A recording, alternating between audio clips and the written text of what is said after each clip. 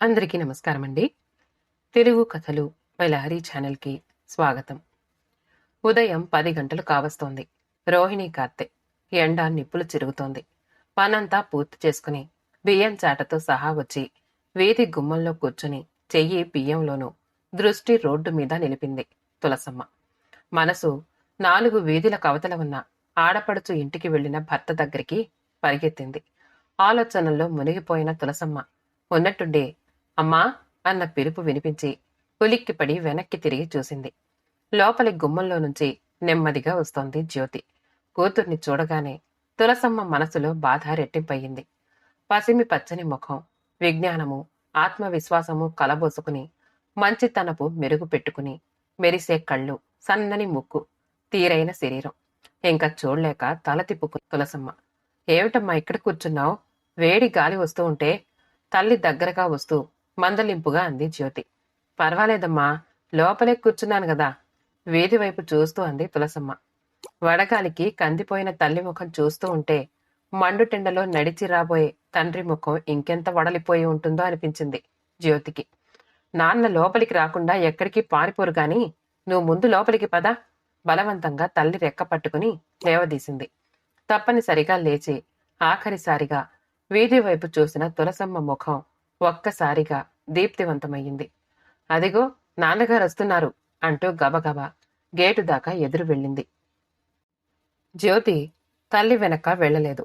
మౌనంగా బియ్యంచాట తీసుకుని ఇంట్లోకి వెళ్లిపోయింది. మనసులో కోటి ప్రశ్నలు నెమరు వేసుకుంటూ గేటు తీసిన తులసమ్మకి చేరువైన భర్త ముఖం చూడగానే నోట మాట రాలేదు.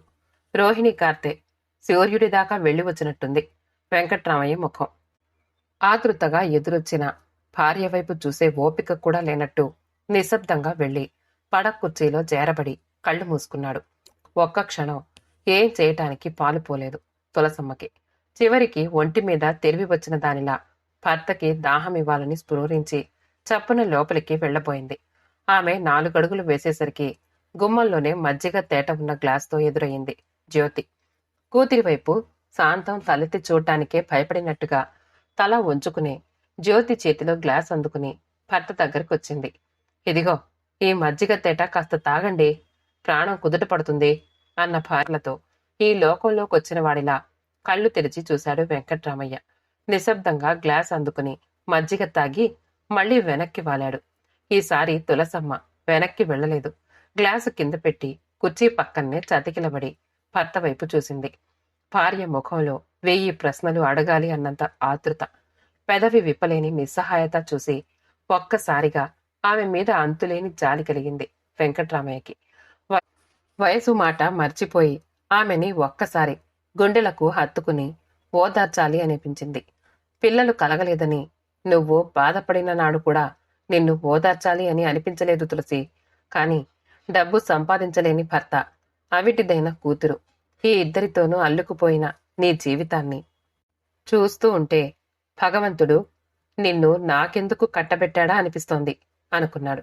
మౌనంగా తన వైపే తదేకంగా చూస్తున్న భర్తని చూసేసరికి తులసమ్మకి కంగారు, ఆతృత కలిగాయి. ఏమైందండి? ఏమంది కాంతం వదినా అంది. వెంకట్రామయ్య నవ్వాడు. ఏమంటుంది తులసి? నన్ను డబ్బు సంపాదించలేని చవట అంది. నా కూతుర్ని కుంటిదంది. నువ్వు ఆడపడుచుకి సాయం చేసినట్టే చేసి లక్షణమైన తన కొడుక్కి కుంటి కూతుర్ని కట్టబెట్టాలని చూస్తున్నావు అంది. నీకు నాకు తన మీద నిజమైన ప్రేమాభిమానాలే ఉంటే మన కుంటి పిల్లని తన కొడుక్కి కట్టబెట్టి వాడి జీవితం నాశనం చెయ్యాలని ఒక్కనాటికి అనుకోవు అంది. ఇంకా ఏమందో చెప్పే ఓపిక నాకు లేదు తులసి. కాని ఒక్క విషయం మాత్రం ఖచ్చితంగా చెప్తున్నాను. ఇంకా మన పిల్ల కేశవ భార్య కావటమనేది కల్లో మాట. దానికి వేరే సంబంధం చూసి చేద్దాం. దాని అదృష్టం ఎలా ఉందో, అది ఎవరికి భార్య కావాలని రాసిపెట్టి ఉందో. వెంకట్రామయ్య గొంతు వణికింది. ఈసారి తులసమ్మకి నోటి మాటే కాదు, చలన వలనాలు కూడా ఆగిపోయాయి. కళ్ల ముందు తాగుబోతూ తిరుగుబోతూ అయిన భర్తతో నరకం అనుభవిస్తూ, అన్నయ్య నువ్వు వదినా లేకపోతే నేను నా కొడుకు ఎప్పుడో చచ్చిపోయి ఉండేవాళ్ళం. మా చర్మం ఒలిచి మీకు చెప్పులు కుట్టినా మా రుణం తీరదన్నయ్యా అంటూ కన్నీళ్లు పెట్టుకుంటూ నెలకి సరిపడా సరుకులు, బట్టలు సమస్తం తమ నుంచి పుచ్చుకుంటున్న ఆడపడుచు కాంతం కదిలింది. ఇంజనీరుగా సెలెక్ట్ అయ్యి ఉద్యోగానికి వెళ్లబోతూ మేనమామ కాళ్లకి నమస్కరించి, మావయ్య, చిన్నప్పటినుంచి తిండి పెట్టి వందలకి వందలు ఫీజులు కట్టి చదివించి నాకు జీవితాన్నిచ్చావు. నాకు తండ్రివైనా మావయ్యవైనా నువ్వే అంటున్న మేనల్లుడు కేశవ కనిపించాడు. భర్త సంపాదన తక్కువే అయినా అందులో నుంచే రుచికి సమస్తము జరిపించటానికి ఏనాడు తాను అయిష్టం చూపించలేదు సరికదా. సాటి ఆడదానిగా ఆమెను చూసి జాలిపడి మరింత చేసింది పెట్టింది. వీటన్నింటికీ ప్రతిఫలం ఇదా? తులసమ్మకు ఇంకా ఎందుకో పూర్తిగా ఆశ చావలేదు. ఆడపడుచు సంగతి సరే, తనకి మొదట్నుంచి ఏ మూలో అనుమానం మెదులుతూనే ఉంది. కాని కేశవ బంగారం లాంటి కుర్రాడు. ముఖ్యంగా జ్యోతి అంటే ప్రాణం పెట్టే మనిషి. అతడి అభిప్రాయంతో పనిలేదా? లేక అతడి అభిప్రాయం కూడా ఇదేనా? మనసులో మాట బయటికి వెళ్ళగక్కింది తులసమ్మ. లోపల నుంచి తల్లిదండ్రుల సంభాషణ అంతా వింటున్న జ్యోతికి తల్లి ఆ ప్రశ్న అడగగానే తాను అడగలేక సతమతమవుతున్న బాధ కాస్త తగ్గింది. నిజమే, అత్తయ్యకి తనంటే మొదట్నుంచి కాస్త చులకన భావమే. ఏదో తన అవసరం కొద్దీ తన మీద ప్రేమ ఒలకపోసింది కాని ఆ ప్రేమ నాలిక చివరి భాగాన నాట్యం చేసే స్వార్థపు ముసుగని తనకి చాలాసార్లు అనిపించింది. తల్లిదండ్రులతో ఆ మాటే అంది కూడా. కాని కేశవ అలా కాదే. తను కుంటిదన్న ఏహ్యాభావం అతడిలో ఏ మూలా లేదు. అతడి చూపులో, మాటలో, స్పర్శలో తాను అతడి సొత్తు అన్న భావమే కాని దూరం ఏనాడూ లేదు. అతడు కూడా ఉద్యోగం రాగానే మారిపోయాడా? అత్తయ్య అతన్ని కూడా జయించగలదా? బయట నుంచి తండ్రి సమాధానం వినిపించింది. నిజమే, నేను నీలాగే కేశవ మీదే ఆశ పెట్టుకున్నాను. కాని కాంతం ఏమందో తెలుసా? నా కొడుక్కి మాయమాటలు చెప్పి నీ అల్లుణ్ణి చేసుకోవాలని చూస్తున్నావేమో. వాడు ఒప్పుకుంటే ఒప్పుకోవచ్చుగాక, కాని నేను మాత్రం మరి వాడి గడప తొక్కేది లేదు. నాకున్న ఒక్కగానొక్క బిడ్డని నా నుంచి విడదీసి నీ కూతుర్ని సుఖపెట్టదలుచుకుంటే అలాగే కాని అంది. ఆ మాటలు విన్నాక నాకు ఆశ పూర్తిగా చచ్చిపోయింది. కేశవ ఎంత మంచివాడైనా కావచ్చు, కాని దాని అంగీకారం లేనిదే వాడు చేసుకుంటానన్నా నా పిల్లని ఇవ్వను. దాన్ని ఒప్పించమని వాణ్ణి పడను. అందుకే ఇక ఆశ లేదని చెప్తున్నాను. వివాహాలు దైవ నిర్ణయాలని పెద్దలు ఊరికే చెప్పారా? కాని ఏది ఎలా రాసిపెట్టి ఉంటే అలా జరుగుతుంది. తండ్రి సమాధానం విన్న జ్యోతికి క్షణకాలం శరీరము మనసు మొద్దుబారిపోయాయి. మరేం పర్వాలేదు, బాధపడకు. ఎవరున్నా లేకపోయినా నేను నిన్ను ఓదారుస్తాను అంటూ ఆమె కంటి నుంచి ఒక వెచ్చని కన్నీటి బొట్టు మృదువుగా ఆమెను హత్తుకుంది. కేశవ, బాగున్నావా? నేను గుర్తున్నానా? ఈ ప్రశ్న వింతగా అనిపిస్తోందా నీకు? నిజమే, నాకు అలాగే ఉంది. నీ ఊపిరిలో ఊపిరినైపోయానని అనుకున్నానే కాని నేను గుర్తున్నానా అంటూ నిన్ను ప్రశ్నించే క్షణం వస్తుంది అనుకోలేదు. కాని అసంభవాలని మనం గట్టిగా అనుకున్నవన్నీ ఇట్టే కన్ను మూసి తెరిచినంత తేలిగ్గా జరిగిపోతాయని పాఠం చెప్తోంది కాలం. కాలం నా కోసం అందమైన ప్రత్యూషల్ని, వెచ్చని రాత్రుల్ని తెస్తుందని అనుకున్నానే కాని నాకు గురువై జీవిత పాఠాల్ని నేర్పుతుందని అనుకోలేదు. ఇప్పటిదాకా నాకు గురువైనా, స్నేహితుడివైనా, బంధువైనా నువ్వే. నీ హితవచనాలు విన్నాను. నీతో కలిసి సుఖ దుఃఖాలను అనుభవించాను. నేను నీ దాన్నని గర్వించాను. నువ్వెన్నటికీ నావాడివేనని అహంకరించాను. కాని మనిద్దరికీ మధ్య విధి అనేది ఒకటి ఉందని, భగవంతుడు అనేవాడు ఒకడున్నాడని పూర్తిగా విస్మరించాను. నాకీ పోలియో కాలు ఇచ్చినందుకు నేనెప్పుడూ భగవంతుణ్ణి నిందించలేదు. నాకు నీలాంటి ఆత్మీయుణ్ణి ఇచ్చినందుకు నమోవాకాలు అర్పించాను.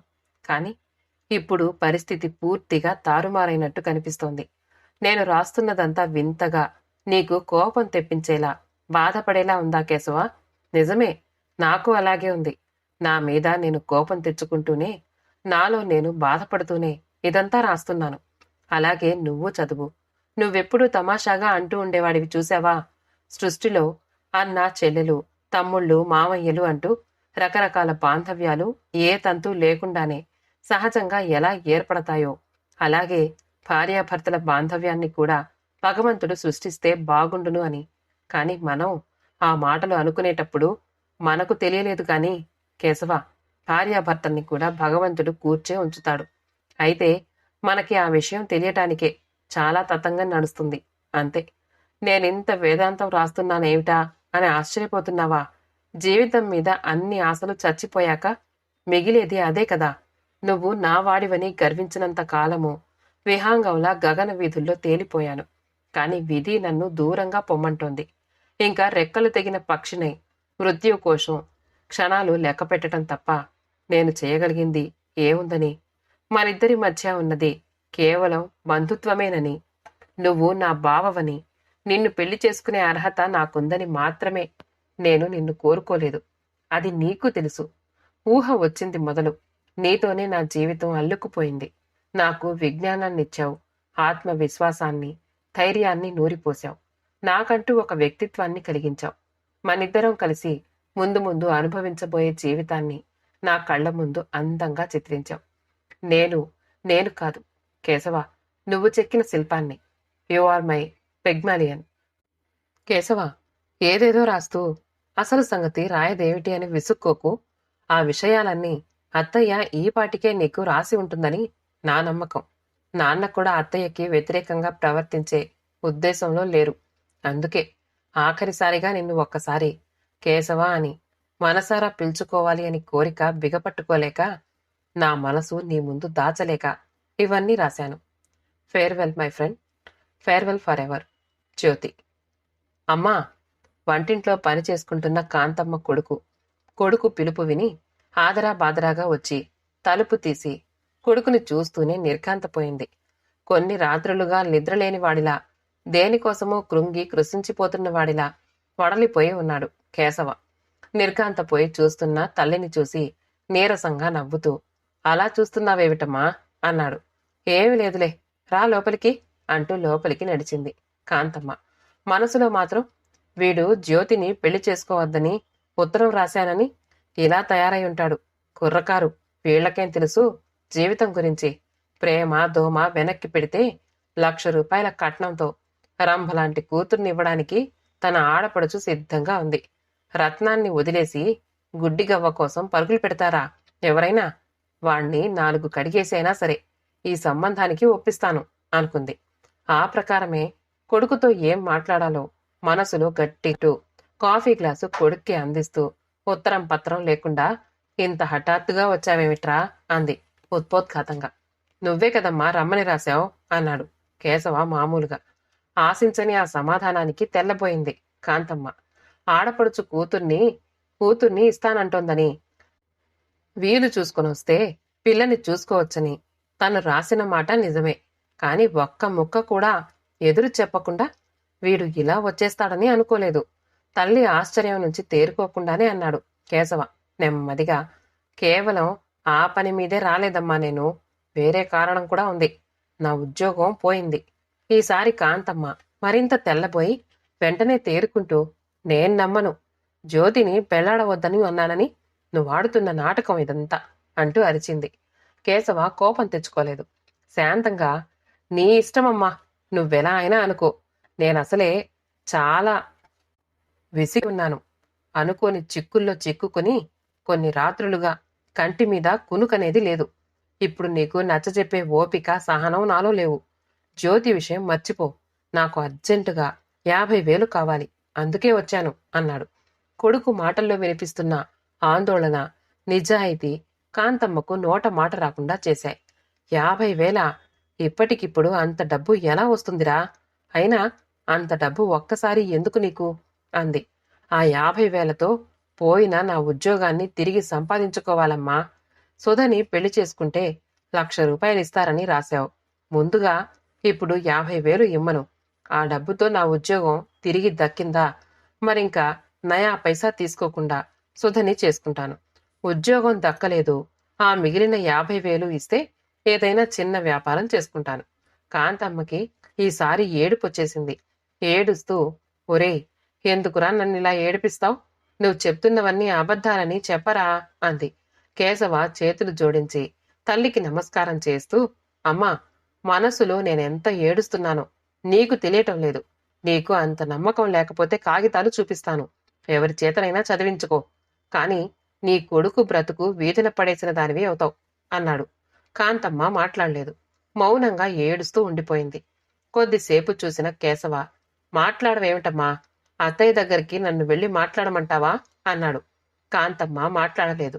సొంత అన్న బ్రతికి ఉన్నప్పుడే ఆ కుటుంబం ఎలా ఉందో పట్టించుకొని ఆడపడుచు ఈనాడు తన కొడుకు ఇంజనీర్ అయ్యాడని పిల్లనిస్తానన్న ఆడపడుచు ఉద్యోగం పోయిన మేనల్లుడికి ₹1,00,000 కూతుర్ని ఇస్తుందా? ఏమ్మా, అత్తయ్య ఈ పరిస్థితిలో నాకు డబ్బిస్తుందని నీకు నమ్మకం లేదా?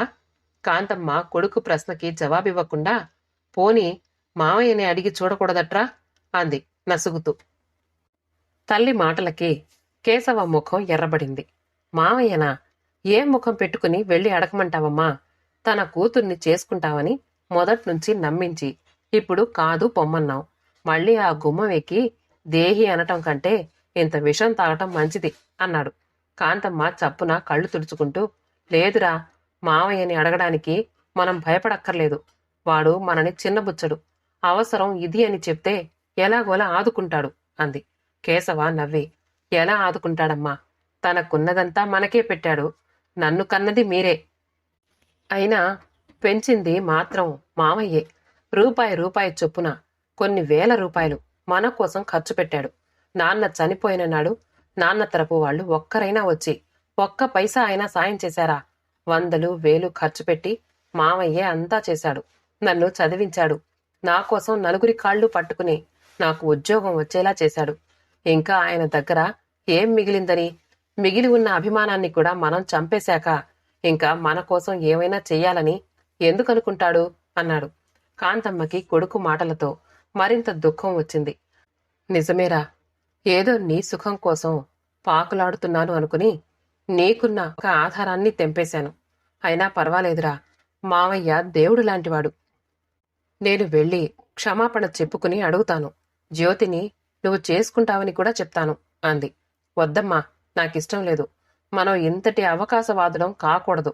రేపు నా అవసరం తీరాక నీకు మళ్ళీ సుధ గుర్తొస్తుంది. నీ ఆడపడుచు దగ్గర చుట్టమని అనిపిస్తుంది. ఎందుకొచ్చిన పాటలమ్మా ఇవి? మామయ్యతో ఒక్కసారి చేసుకున్న తెగతెంపులు చాలు. మళ్ళీ మళ్ళీ మనం కృతజ్ఞులం కావటం నాకిష్టం లేదు. లేదురా, ఇంక ఇటువంటి పని ఈ జన్మకి చెయ్యను. చట్టిలో ఉన్న గంజి పారబోసుకుని పొరుగు వాళ్ళివ్వబోయే పంచభక్షాల కోసం ఎదురు చూడటం ఎంత అవివేకమో నాకు బాగా అర్థమైంది. ఇవాళే మామయ్య దగ్గరికి వెళ్తాను. నువ్వు మనస్ఫూర్తిగా అంటున్నావా అమ్మా ఆ మాటలు? ఆ దైవ సాక్షిగా కళ్ళు తుడుచుకుంటూ అంది కాంతమ్మ. ఒకవేళ ఇదంతా నేను ఆడిన నాటకమని, నేను చెప్పినవన్నీ అబద్ధాలని అన్నాననుకో, అప్పుడు చప్పున తలెత్తి కొడుకు వైపు చూసింది. తర్వాత నవ్వి, అప్పుడు సంతోషిస్తాను. ఎందుకో తెలుసా? నువ్వు నిజంగా ఏ చిక్కుల్లోనూ నేనెందుకు. మనకి ఎప్పుడూ ఒక ఆత్మీయుడైనా ఉండాలని, అతన్ని ఎట్టి పరిస్థితుల్లోనూ దూరం చేసుకోరాదని నువ్వు నాకు తెలియచెప్పినందుకు అంది. అయితే కొడుకు మాటల్ని మధ్యలోనే అడ్డుకుంటూ, అయితే ఇదంతా నాటకం అంటావు అంతేనా అంది కాంతమ్మ. అవునమ్మా, నిన్ను ఎలా ఒప్పించాలో, నీకు ఎలా నచ్చజెప్పాలో అర్థం కాక ఇలా చేయాల్సొచ్చింది. పోనీలే, నువ్వు క్షేమంగా ఉన్నావు అంతే చాలు. వెళ్ళి స్నానం చేసి మామయ్య దగ్గరికి వెళ్ళిరా. నేను సాయంత్రం వస్తున్నానని చెప్పు అంది కాంతమ్మ. తలుపు చప్పుడవ్వడంతో ఏదో నవల చదువుకుంటున్న జ్యోతి లేచి వెళ్లి తలుపు తీసింది. గుమ్మానికి అవతల నిలబడి ఉన్న కేశవని చూడగానే ఆమె కళ్లల్లో ఒక్కసారిగా 1,000,000 నక్షత్రాలు వెలిగాయి. ఎప్పుడొచ్చావు కేశవా? రా అంటూ దారిచ్చింది. లోపలికొచ్చిన కేశవ చుట్టూ చూస్తూ గంభీరంగా, మామయ్య లేడా అన్నాడు. అతని ముఖంలో సీరియస్నెస్ చూడగానే జ్యోతి ముఖంలో కళ తగ్గింది. లేరు. ఎవరో తెలిసిన వాళ్ళింట్లో పెళ్లి ఉంటే అమ్మా నాన్న వెళ్లారు. ఈ పాటికి వచ్చేస్తూ ఉంటారు. కూర్చో అంది. కూర్చోటానికి రాలేదు నేను. మామయ్య వస్తే తర్వాత మా ఇంటికి రమ్మని చెప్పు అంటూ వెళ్ళటానికి సిద్ధమయ్యాడు కేశవ. మీ ఇంటికా? ఎందుకు? మమ్మల్ని రమ్మని పిలవటం కోసం. జ్యోతి ఆశ్చర్యం రెట్టింపయింది. మిమ్మల్ని రమ్మని పిలవటమా? ఎందుకు అంది. కేశవ ఆమె వైపుతూ వెక్కిరింతగా కాళ్లు కడిగించుకుని, కన్యను దానమందుకోవటం కోసం అన్నాడు. ఆ మాట వినగానే జ్యోతి మనసు ఒక్కసారిగా కెరటంలా ఎగసిపడింది. వెంటనే గంభీరంగా, ఏ కన్యని అంది. సమాధానం కూడా అంతే గంభీరంగా వచ్చింది. తెలివితేటలు మూర్ఖత్వము కలబోసుకున్న కన్యని. జ్యోతి ఇంకా ఆగలేకపోయింది.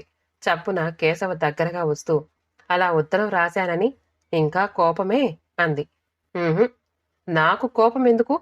నేను గుర్తున్నానా అని నీ చేత అడిగించుకునే స్థితికి దిగజారిపోయినవాణ్ణి." కేశవ చప్పున అతడి పెదవులకి చెయ్యి అడ్డం పెడుతూ అంది జ్యోతి. "నువ్వు నన్ను మర్చిపోయావని, మర్చిపోతావని కాదు. అత్తయ్య అన్న మాటలు, నాన్న నిర్ణయము విన్నాక నేను నీకు దూరమైపోయినట్టే బాధపడ్డాను. ఆ ఉత్తరం రాసి పోస్ట్ చేసే వరకు ఎంత నరకం అనుభవించానో తెలుసా? ఆ ఉత్తరం పోస్ట్ చేశాక అది చూసి నువ్వు తప్పకుండా వస్తావని, అత్తయ్యని ఒప్పించగలవని కాస్త ఆశ కలిగింది. అయినా ఇంకా భయపడుతూనే ఉన్నాను. ఆ బాధలో, ఆవేదనలో నీకు ఫేర్వెల్ చెప్పేశాను గాని అదే నిజమైతే భరించగలనా?" కేశవ మాట్లాడలేదు. జ్యోతి చేయి పట్టుకుని దగ్గరికి లాక్కున్నాడు. అతని స్పర్శలో జీవం పోసుకున్నట్టు నవ్వుతూ, "కోపం తగ్గిందా?" అంది జ్యోతి. "నాది కోపం కాదు, బాధ. నేను అమ్మని ఒప్పించలేక, పెళ్లి చేసుకోవాలనే కోరికకి లొంగిపోయి ఇంకెవరినో చేసుకుంటానని నువ్వెలా అనుకోగలిగావో నాకిప్పటికీ అర్థం కాదు. నేను అంత చరిత్రహీనుల్లా కనిపిస్తున్నానన్నమాట. అదిగో మళ్ళీ నీ గురించే కాని నా బాధ అర్థం చేసుకోవే." చిరుకోపంగా అతని నుంచి దూరంగా జరగబోయింది జ్యోతి. కాని కేశవ వదల్లేదు. ఆమెను మరింత దగ్గరికి లాక్కుని పల్చని ఆమె చెంపల్ని మృదువుగా పెదవులతో స్పృశిస్తూ, "నన్ను పిగ్మలియన్ అన్నావు. పిగ్మలియన్ తను చెక్కిన శిల్ప సౌందర్యాన్ని చూసి ఆ శిల్పాన్ని భార్యగా పొందటం కోసం ఎంతలా తప్పించిపోయాడో తెలియదా నీకు?" అన్నాడు. జ్యోతి మాట్లాడలేదు. మౌనంగా తనని తాను అతనికి అర్పించుకున్నట్టు, అదే అతని ప్రశ్నకి సమాధానమైనట్టు అతనికి మరింత హత్తుకుపోయింది. శుభం. కథ సమాప్తమండి. కథ నచ్చితే లైక్ చేయండి, షేర్ చేయండి, కామెంట్ చేయండి. మా ఛానల్ని సబ్స్క్రైబ్ చేసుకోండి. ఆల్ అనే బెల్ బటన్ని నొక్కండి. మళ్ళీ కలుద్దాం ఇంకో మంచి కథతో.